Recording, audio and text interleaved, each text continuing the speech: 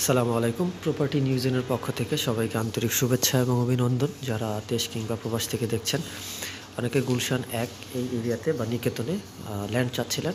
আজকে ৫ কাঠার একটি ল্যান্ড গুলশান নিকেতনের অপোজিটে মেইন গেটের সাথে যে ফজলে রবি পার্ক, এই পার্কের সাথে এই যে এই সোজা হচ্ছে পার্কটি, আর এই রোডের উপরে ৫ কাঠার এই প্লটটি বিক্রি হবে।